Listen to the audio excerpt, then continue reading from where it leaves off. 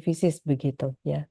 Nanti kemudian materi yang akan kita diskusikan itu adalah terkait dengan tentu saja lingkup dari survei deformasi begitu ya, dan kemudian juga terkait dengan bagaimana kita melaksanakan survei deformasi untuk baik itu untuk struktur alam maupun juga untuk struktur buatan manusia begitu ya.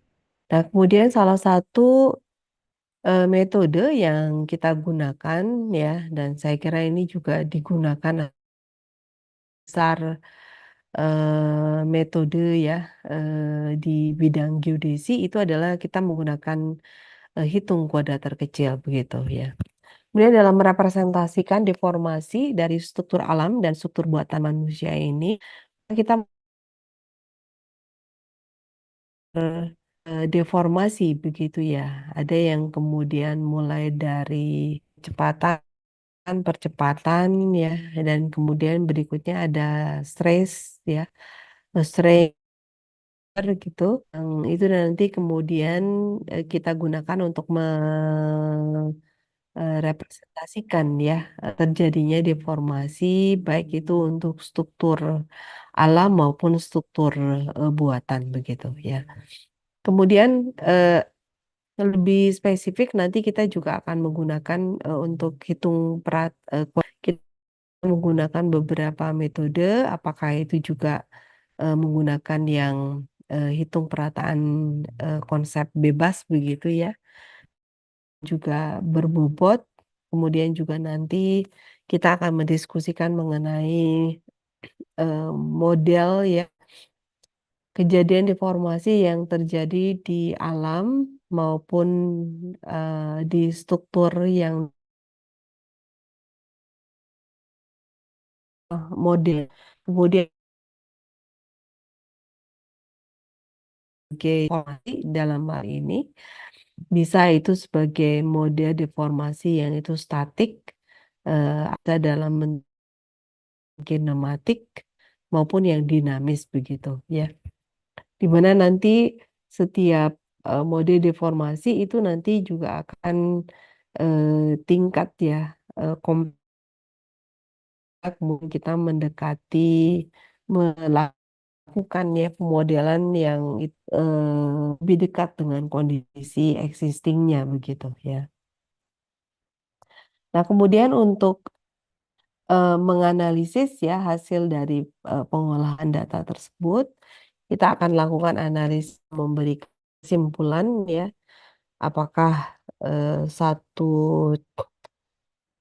eh, benda ini itu kemudian eh, mengalami atau satu lingkungan atau suatu benda itu mengalami deformasi atau tidak, itu kita dengan analisis baik itu analisis maupun kemudian juga analisis kestabilan dari bidangnya maupun juga nanti kita bisa melakukan analisis untuk deformasinya begitu ya. Nah, kemudian selanjutnya kita akan mendiskusikan bagaimana aplikasi dari konsep ide survei di struktur. Nah, ini Pak Sigit menyampaikan kalau QR-nya sudah bisa kita lihat ya sebentar.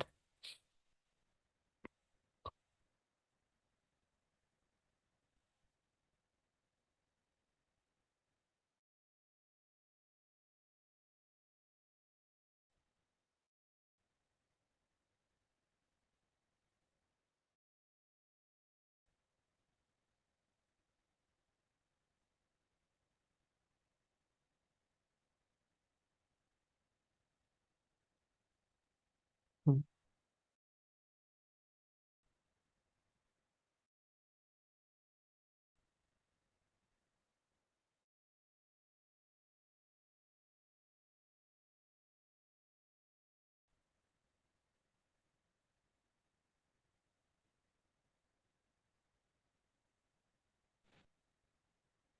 Bilangnya, bilangnya.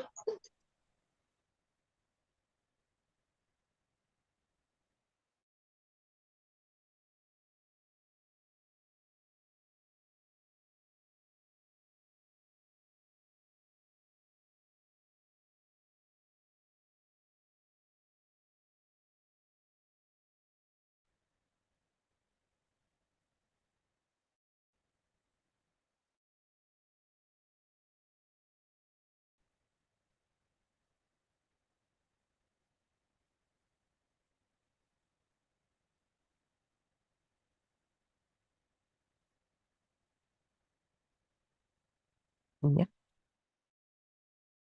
Eh, ya, itu tentang materi yang nanti akan kita diskusikan.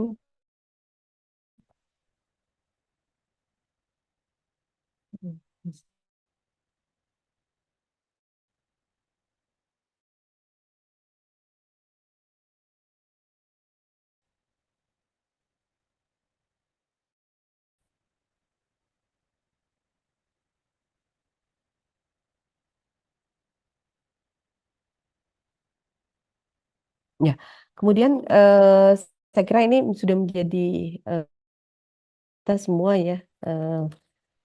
Sebelum kita melaksanakan perkuliahan, kita harus tahu terlebih dahulu sebenarnya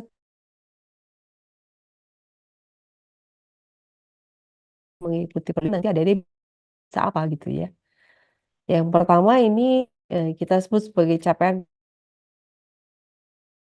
pembelajaran, menjelaskan konsep survei deformasi, kemudian juga hitung perataan kuadrat terkecil untuk pemantauan deformasi begitu.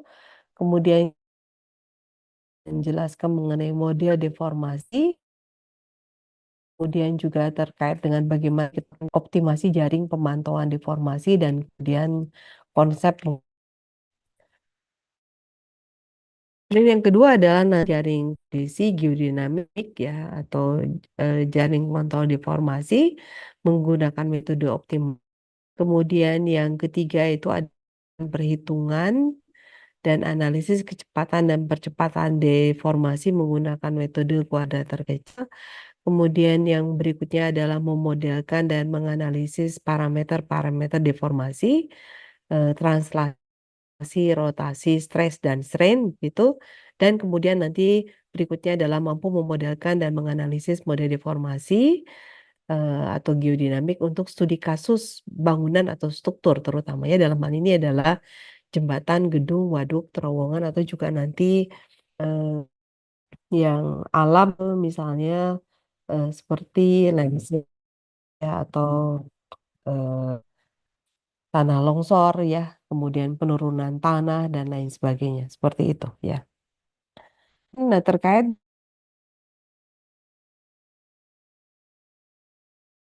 nanti ya, saya kira ini concern ya dengan nanti assessment. Kita memiliki ada 5 capaian pembelajaran mata kuliah tadi ya. Satu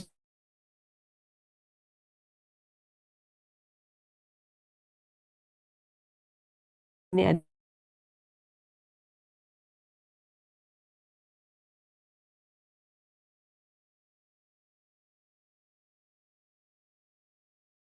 tugas, kemudian yang kedua tentu saja presensi, kemudian ketiga keaktifan ya di dalam kelas, begitu, dan kemudian juga keaktifan dalam bekerja kelompok begitu. Ya, kemudian yang berikutnya adalah nanti kita ada rencana buat satu studi kasus begitu ya. Silakan diambil salah satu studi kasus kita menyelesaikan eh, studi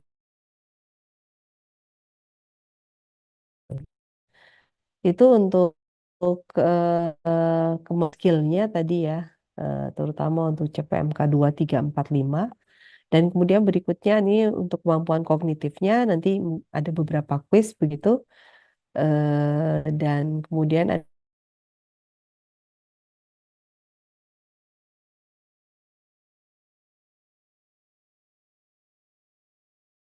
cukup besar di kasus atau problem based learning ini begitu ya. Baik. Nah, kemudian dengan materi nanti yang tadi kan ya pertemuan lingkup dari T, kemudian berikutnya adalah metode analisis deformasi, ya, kemudian perencanaan dan pengukuran jaring deformasi, kemudian jaring kontrol, perataan jaring kontrol di 2 epoch, kemudian deformasi multi epoch, kemudian uji statistik atau analisis deformasi, aplikasi survei deformasi untuk infrastruktur dan geodinamika lokal begitu ya. Nanti kita akan tahu mengapa kemudian kita fokusnya hanya ke geodinamika lokal. Baik. Nah, terkait dengan apa mengapa kita memerlukan studi eh, terkait dengan deformasi ini. Jadi kita mengetahui bahwa bumi kita ini sangat dinamis.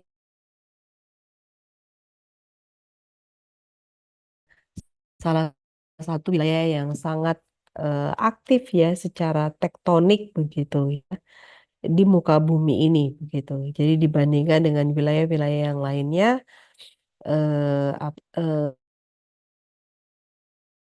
Indonesia merupakan salah satu ya yang sains begitu ya. Nah, dinamika ini ya dinamika dari gerak bumi ini yang kemudian kita dinamakan sebagai dinamika bumi atau geodinamik begitu.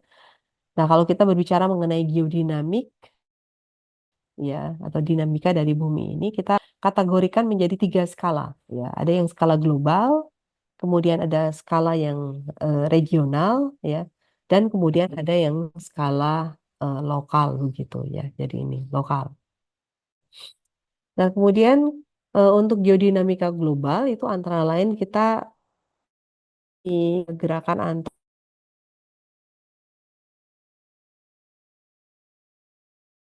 begitu. Sedangkan yang skala kedua itu adalah yang geodinamika regional itu adalah terkait dengan regional ya gerakan sepanjang sesar atau geologi regional begitu ya. Geologi lokal ya ini yang termasuk di dalamnya itu adalah gerakan tanah ya perubahan muka air tanah itu juga termasuk sebagai eh, apa dinamika dari bumi kita begitu ya. Tapi biasanya kemudian relatif lebih lokal begitu ya. Contohnya misalnya perubahan muka air tanah di wilayah ya atau di Jakarta atau misalnya di banyak ya salah satunya misalnya kami pernah ada paper terkait dengan apa perubahan muka air tanah di Kalimantan ya. Di struktur ya, si struktur buatan manusia ya, jembatan itu terowongan ya, jalan, waduk ya, dan bangunan begitu ya. Klasifikasi geodinamika lokal. Geodinamika lokal inilah yang umum disebut sebagai deformasi begitu ya. Jadi lingkup apa yang nanti akan itu yang terjadi pada skala lokal ya, yang itu kemudian kita nyamakan sebagai deformasi, yaitu taman manusia atau ya deformasi alam gitu ya, yang tadi disebutkan misalnya apa tanah longsor gitu ya, kenaikan dan penurunan muka tanah ya dan gitu. Adapun penelitian ini ada beberapa dan ini salah satunya yang biasa kita gunakan ini kuang ini ya cukup lama begitu eh, apa kalau secara bukutnya itu memang survei deformasi ini eh, textbooknya banyak lama gitu ya holy books-nya gitu ya tetapi untuk aplikasinya dan kemudian paper-papernya banyak sekali ya yang itu kemudian hasil publikasi yang terbaru begitu ya.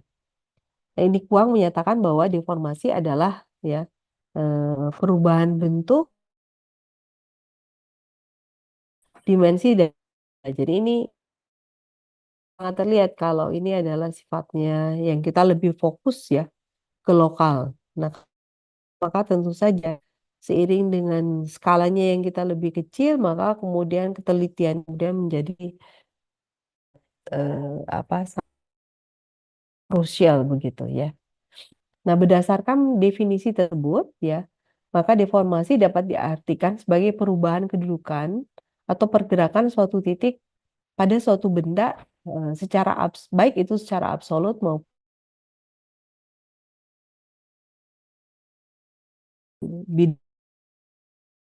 ditetapkan ya adalah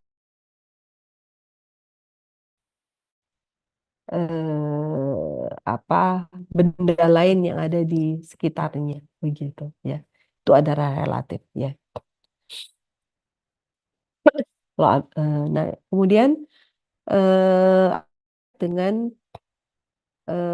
apa pergerakan nilai atau juga terhadap pengukuran sebelumnya itu kita juga bisa menyatakan itu sebagai apa pergerakan ya absolut. Kemudian terkait pergerakan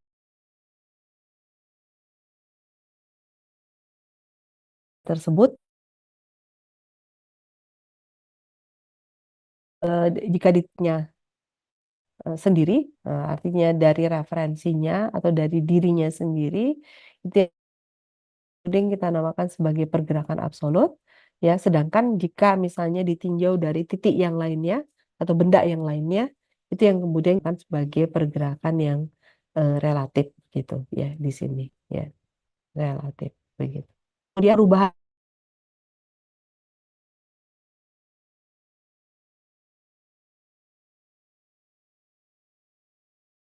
waktu titik masa itu mengalami pergerakan, maka kemudian kita harus mengacukannya kepada satu sistem koordinat referensi yang valid begitu ya. Kita harus memastikan mengenai kevalitannya itu ya. Nah, kemudian terjadinya deformasi ini bisa disebabkan karena adanya gaya atau karena adanya beban begitu yang bekerja pada benda tersebut. Itu yang kemudian nanti kita akan mengklasifikasi model deformasinya atau semi dinamik atau dinamik begitu ya. Jadi seperti ini ya. Jadi deformasi dalam satu medium yang kontinu. T sama dengan nol ya itu dan kemudian mengalami perubahan begitu ya. Jadi kalau kita lihat rotasinya lebihnya ke arahnya ini ya, ke arah sana begitu ya.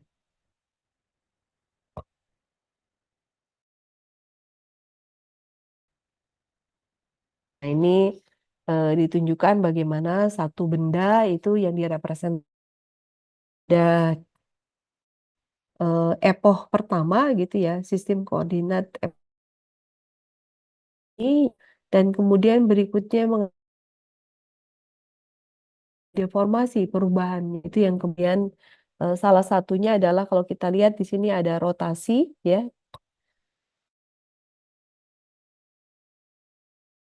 adanya deformasi strukturnya ya begitu ya. Kalau kita lihat begitu ya. Nah, ini yang kemudian nanti perlu kemudian kita perhatikan dan kemudian kita modelkan begitu.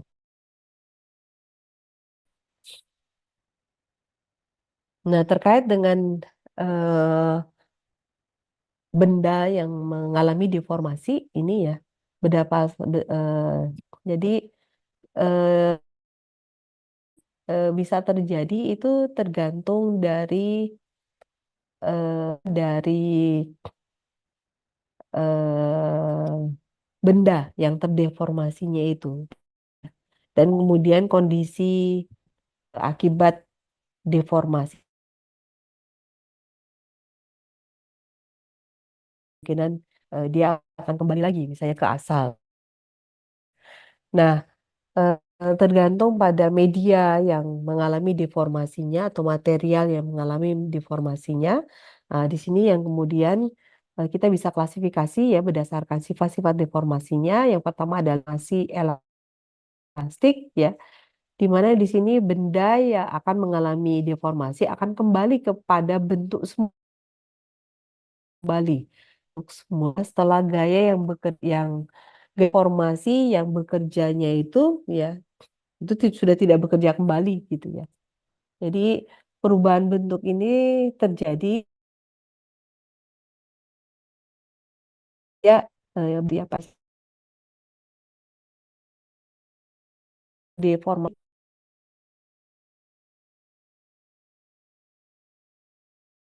tidak akan kembali ke bentuk awal ya, karena efek-efek yang terjadi eh, pada oleh gaya deformasi itu akan sifatnya menempel atau seterusnya begitu ya.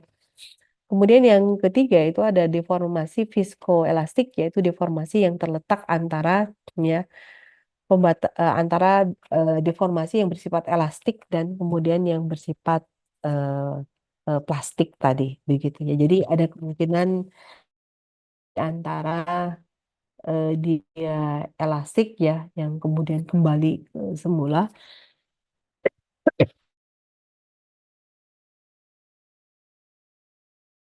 yang kemudian tidak.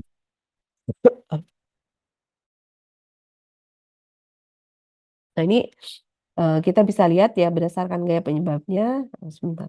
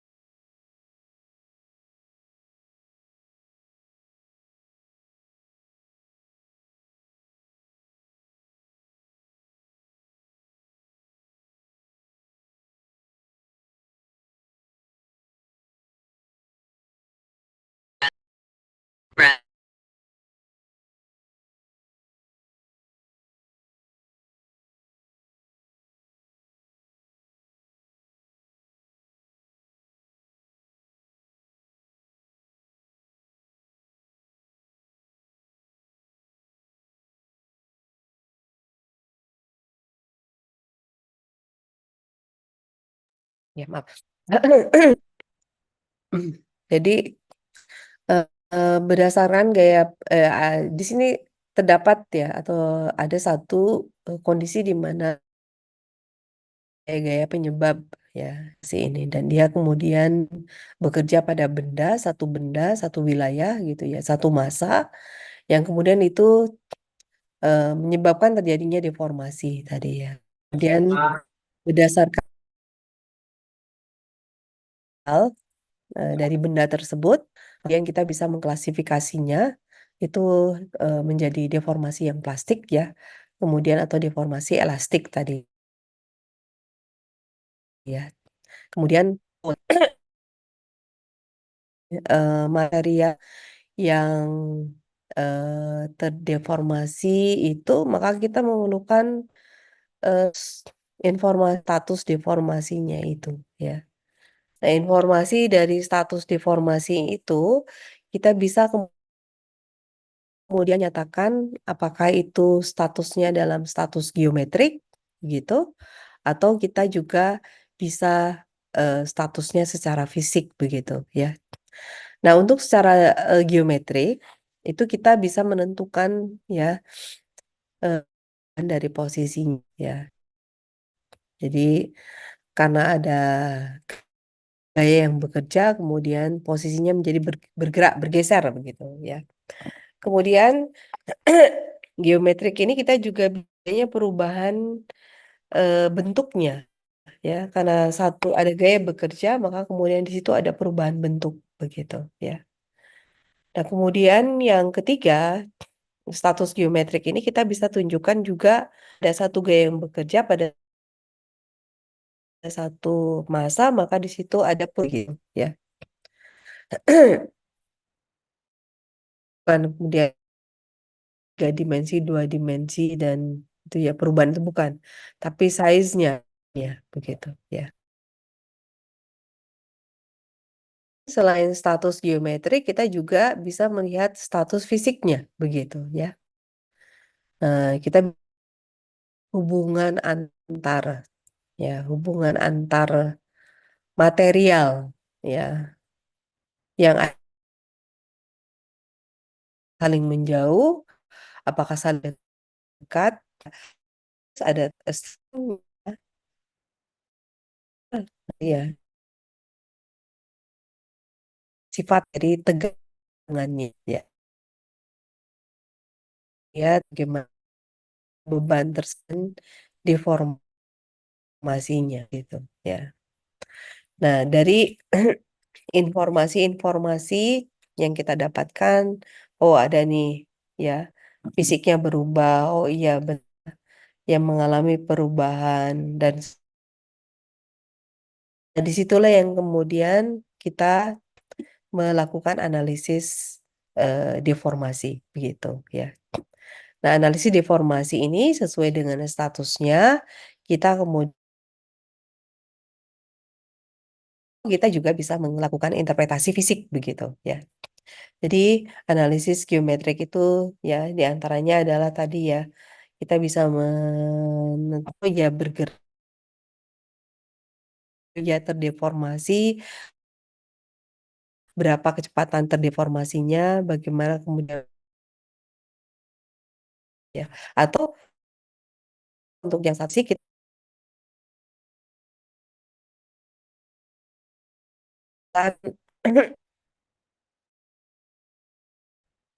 dengan kita mempelajari status fisik, kita juga bisa kemudian penyebab ya, faktor penyebab dari eh, kondisi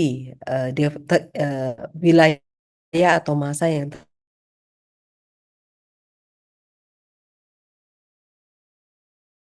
atau menyatakannya dalam masih ya sesuai dengan model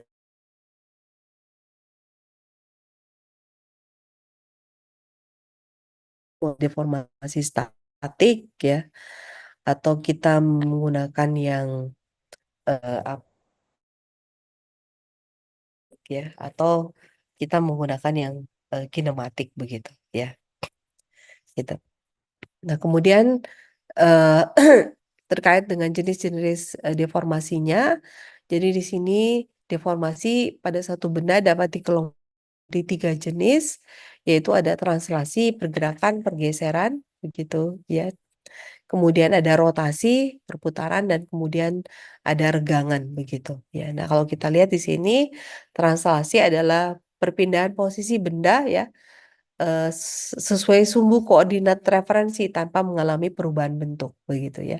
Jadi bentuknya tetap kotak ya, menjadi kotak lagi, tetapi kemudian kita bisa mendetek di situ ada perpedahan ya, ada perpindahan posisi begitu ya. Meskipun bentuknya sama. Kemudian yang kedua itu adalah rotasi perubahan perubahan sudut ya terhadap koordinat reference. Nah, ini tidak menyebabkan terjadinya perubahan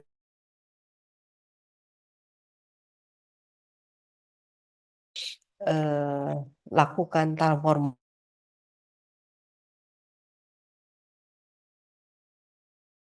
dan kemudian hanya ada rotasi. Nah,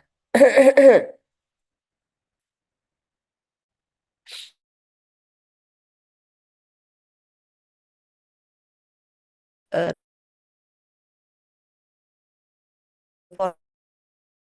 yang terjadi ya eh, per unit panjangan. Ini biasanya kemudian ada begitu ya. Peregangan, peregangannya itu bisa dia apa sama ya untuk setiap eh, eh, posisi massa tuh ya, atau dia bisa biasanya itu ada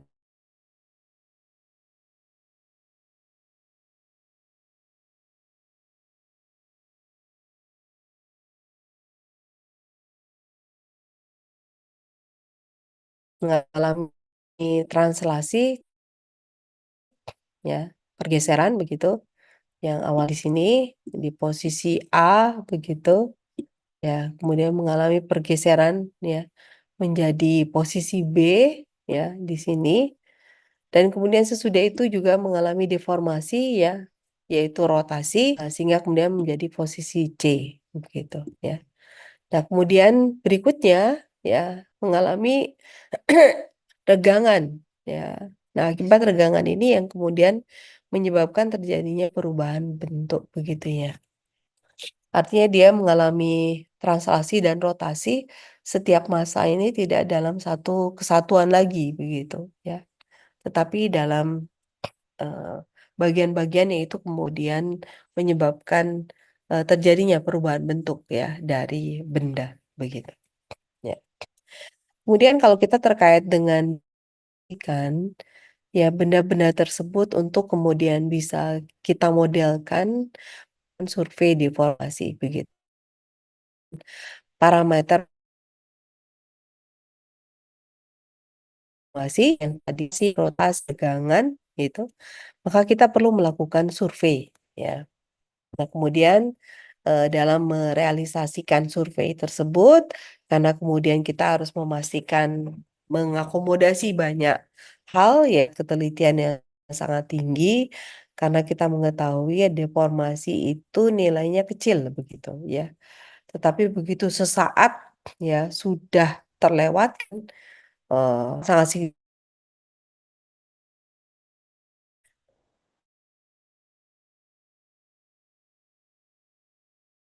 mencermati dengan benar begitu, terutama adalah dalam hal menetapkan kerangka dasarnya begitu ya. Nah, di dalam menetapkan kerangka dasarnya ini maka kita harus deformasi layar kerja kita begitu. Dan kemudian berikutnya juga perlu mempertimbangkan ya sebenarnya tujuan dari kegiatan survei deformasi itu gitu ya. Nah, oleh karena itu, maka kemudian kita bisa mendefinisikannya kerangka dasar dari survei deformasi itu menjadi dua, yang kerangka absolut, ya, dan kemudian berikutnya adalah kerangka dasar relatif, ya. Nah, untuk yang absolut bahwa kita untuk memastikan bahwa kita bisa mengontrol, ya, daerah terdeformasi ini secara valid ya, tidak kontimasi, mohon maaf ya, tidak kemudian ya eh, terkontaminasi gitu ya, tidak terkontaminasi kesalahan yang dilakukan oleh titik kontrol ya. Kita harus menetapkan ada titik kontrol yang itu di luar wilayah yang terdeformasi ya di sini itu eh mulutnya kita tempatkan itu kondisinya stabil begitu ya. Jadi ini titik referensinya saya di luar begitu ya. Dan kemudian untuk titik objeknya kita bisa tempatkan di wilayah yang terdeformasi ya. Sehingga kita bisa mengetahui besarnya pergerakan wilayah yang terdeformasi wilayah yang stabil ini ya begitu.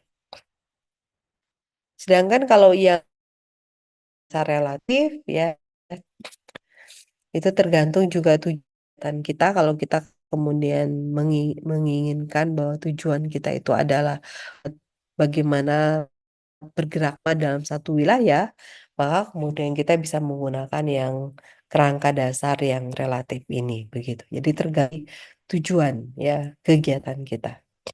Dan kemudian dari hasil survei tersebut ya kemudian kita bisa melakukan dari analis Deformasi itu adalah ya pertama untuk menentukan sifat-sifat deformasinya, begitu ya.